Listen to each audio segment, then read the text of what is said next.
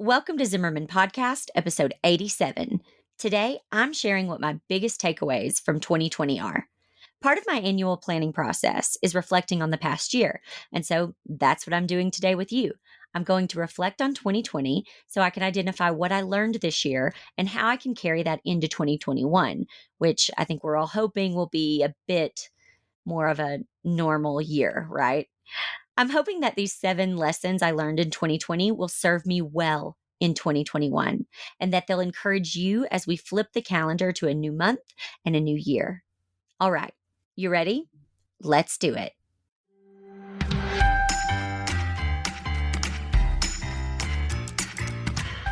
I'm Jessica Zimmerman, and this is Zimmerman Podcast. I'm a serial entrepreneur, mom to 3, and professional oversharer who has spent a decade building my business and helping others do the same. From wedding floral design to business education, features in Martha Stewart Weddings and Forbes magazine, and even writing and publishing my best-selling memoir, Sleeping with a Stranger, my business has kept growing, evolving, and changing year after year, just like me. Because the best thing about building a strong business is the freedom it gives me to live a full life. And that's what Zimmerman Podcast is all about, sharing real, transparent, in-the-moment reflections about how to live a life, build a business, and lead a family through the good, the hard, and the messy. That's what we're doing each week, right here on Zimmerman Podcast. Welcome to the show.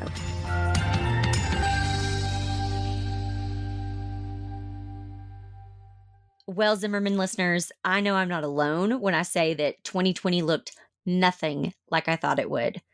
I expected to spend the year promoting my book, Sleeping with a Stranger, going from city to city on my book tour, doing some really exciting speaking engagements, and none of that happened. So today I'm sharing what I learned in a year that looked so incredibly different from what I'd hoped. Number 1. What we resist persists. Sometimes we hold things with tightly closed fists because we want them so badly. Guys, when I wrote Sleeping with a Stranger, I was so ready to go out there and promote it. While I can't tell you everything, I will tell you that we had a full on publicity tour scheduled and ready to go. I'm talking major network television guest spots where I was going to get to really share all about this book. And then I was going to go on a book tour. And I really truly believed that that book is what was going to support me financially in 2020. And I wanted those things to happen just as I had planned for them to happen so badly. So the book tour fell apart. We could no longer travel because of COVID. PR things that were promised completely fell apart because of COVID. Another thing that happened that, again, when what we resist persists is I really believed that I would always keep my downtown building. I had a 6,000 square foot downtown building, and I just thought I would keep that forever and that would get paid off. I'd rent it out and that would become almost like my retirement one day and or contributing to it. I just thought it would be a really great investment. And I held on to that for a long, long time. I finally let go of it this year. What I realized this year is that by holding on to that building, I was never going to go anywhere further than where I was. And I resisted selling it because I thought, basically, I resisted selling it out of fear. I thought that that was the big investment that was going to really pay off for me in the future. And I realized that sometimes we have to let go of things in order to move forward to become the person that I'm meant to be or the thing that I'm supposed to do next. I remember one day talking on the phone with my best friend Lindsay, and I was so frustrated about how the book tour had fallen apart and how all the PR stuff had fallen apart because let me just remind you, I not only had written this book, but I had self-published it. So I had completely funded this project, and the book tour and the PR opportunities were a way for me to make that money back. And so now I'm looking at this going, Well, I have no idea when I'm going to make that money back. Not only that, I have no idea how I'm going to financially earn a living this year at all. And so I remember talking to Lindsay about this, and she said, you know, I just want you to remember to hold on to things loosely. And it was such a good piece of advice because I think we all get in a position or have a feeling where we think this is the only way that this outcome can happen. The only way that I can be financially okay in 2020 is if I go on this book tour and if I get to promote my book and I sell my book. That's really what I thought. And even though I know, I intellectually know that there's other ways that I could bring in money, this was my plan for the year. And I don't know if you know this yet about me or not, but I don't really like it when things don't go according to plan. And I'm sure I'm not always alone in that department. And that was such a good piece of advice. Just remember to hold on to things loosely, because when we hold on to things loosely, we give an opportunity for things to happen in more than one way, which I think is really interesting. And the truth is there isn't just one way to achieve what you're working toward. I wrote my book and released it literally as everything shut down. My trips to New York and Los Angeles kept getting postponed and postponed. I thought there was only one way for my book to be a success, and I held onto it with white knuckles. I was resisting adapting to a new plan, and I kept running into roadblock after roadblock. The truth is, we don't have control over any of this, even outside of COVID. We need to hold our plans with open hands. We've had such a fun year creating content every week that it really is connecting and helping people. And I wouldn't have ended up here if I'd kept trying to steamroll through a press tour. There is good waiting on the other side of change, too. Even if we wish the change wasn't happening, and even if it comes unexpectedly at the end of a ton of hard work. Also, it's okay to mourn the change and then release control and be open to what comes next. Number 2, it's okay to rest. I've always, okay, not always, but the past few years, I've known that rest is really important. Self-care is super important to me. If I am not getting enough sleep, if I'm not working out every day, moving my body in some way, and spending time meditating and connecting to my spiritual side, then I know that I am not the best version of me. But it's okay to rest for more than an afternoon or a weekend getaway with a friend. It's okay to have an entire season of rest. You don't have to make up for rest by overworking after you rest. You don't have to earn rest. You deserve rest just by existing. Do the fields in winter have to justify their rest? No, they demand it because it's how they're made. They're made to work and rest and grow and produce in seasons.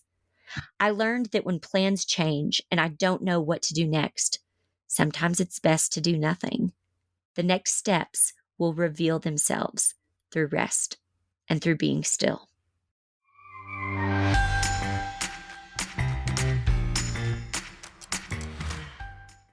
Sleeping with a Stranger is officially available everywhere books are sold in hardcover, paperback, ebook, and audiobook. Since the book's launch, I've been amazed by how it's been received. From being named a bestseller by USA Today, The Wall Street Journal, Amazon, and Barnes & Noble, to incredibly personal and touching reviews from my amazing readers. It's been such a wild journey. Here's one of my favorite reviews. I got the book in the mail today and finished it before going to bed. It's not that it was an easy read, it's just that I could not put it down. There were so many truth bombs that I could resonate with in my own life, but I will have to skim back through a second time to highlight them since I couldn't stop long enough to do so the first time. I don't remember the last time, if ever, I have wanted to read an entire book in one day, but this one I did. I can't wait to share this story with you. To get your copy, go to jessicazimmerman.com today or wherever books are sold. And to make sure you get all my upcoming book tour updates, join the newsletter list now.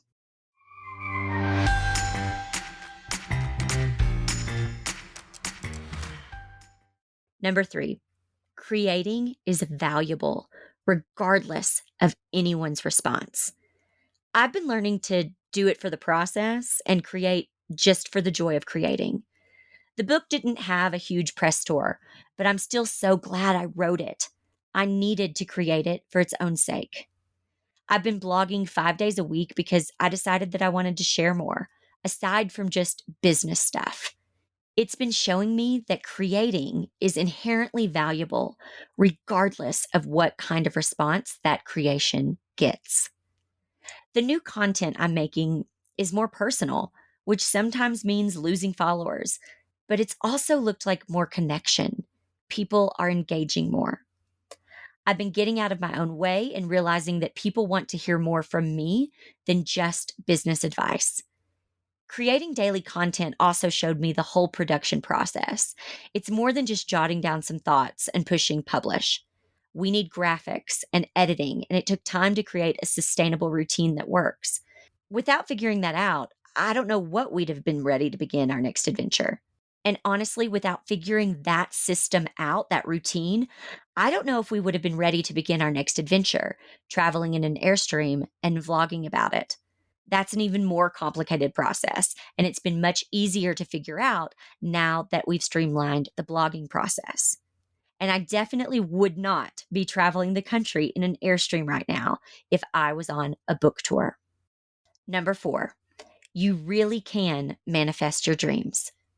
Sometimes I think people assume manifestation means you just wish really hard for what you want and then you don't have to do any work. And that's not true.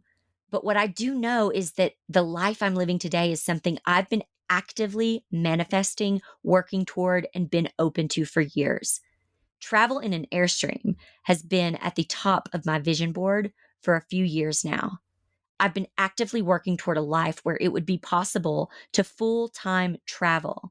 And when all our plans got derailed for 2020, it became clear that now was the time.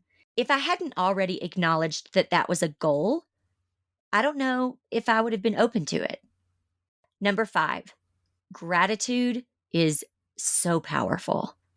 Simple, super simple gratitude is huge. And again, this can exist with true sadness for things we've lost or expectations that have been disappointed. But wow, it is powerful to be grateful each day for arms to hug my kids, legs that can walk in new cities each week, and eyes that can see sunsets all over the country.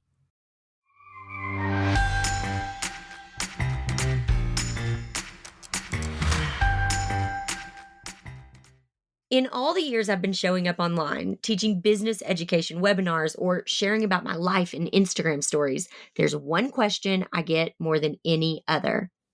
What kind of skincare do you use? For years, I had a pretty disappointing answer: a bar of soap.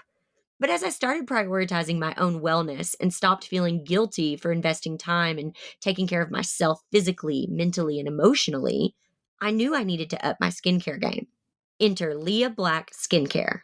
While I love literally every Leah Black skincare product I've tried, my favorite by far is the CBD Soothing Eye Cream, which can make me look rested and energized even after late nights up with the kids or prepping for a new course launch. I'm convinced that the CBD infused cream makes my eyes look bright and smooth, and I swear it even makes me feel more awake. Whether I'm hitting the road with my family, preparing for a day of Zoom meetings, or getting a full face of makeup on to do some book press, I'm so thankful to be using products that really work. If you want to try some Leah Black products like her soothing CBD eye cream, go to leahblack.com and use code JESS40 for 40% off. That's JESS40 at LEABLACK.com.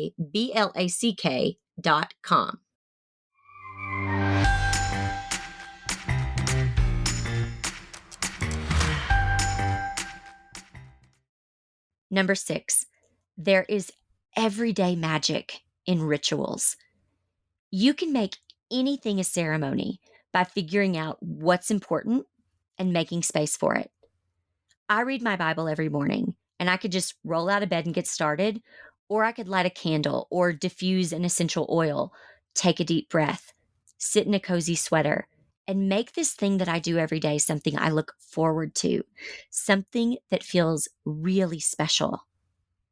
I'm not designing flowers right now, but I still believe in the power of design to engage all the five senses, not just sight, and make experiences and daily rituals feel purposeful and engaging.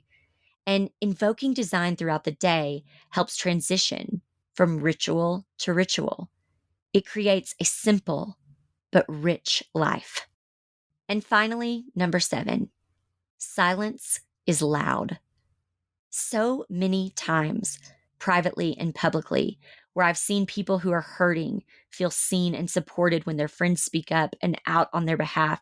And just as many times when I've seen friends feel hurt and ignored when there's an opportunity to say something and people are silent. I've learned that speaking up about the things I care about might turn some people away, but standing with people you care about is always, always worth it. And often, speaking up around a dinner table is more powerful and more difficult than posting something on the internet. I hope that this reflection helps you glean whatever good you can from what you experienced in 2020. Thanks for tuning in this week, Zimmerman listeners. So many of you have been asking if I'm continuing to release podcast episodes while we're on the road in our Airstream. The answer is yes. You'll still get weekly episodes from me right here on Zimmerman Podcast. And if you'd like to follow along on our travels, go to the link in the show notes and subscribe to our YouTube channel to watch our weekly travel vlogs and updates. I'll see you right back here next week on Zimmerman Podcast.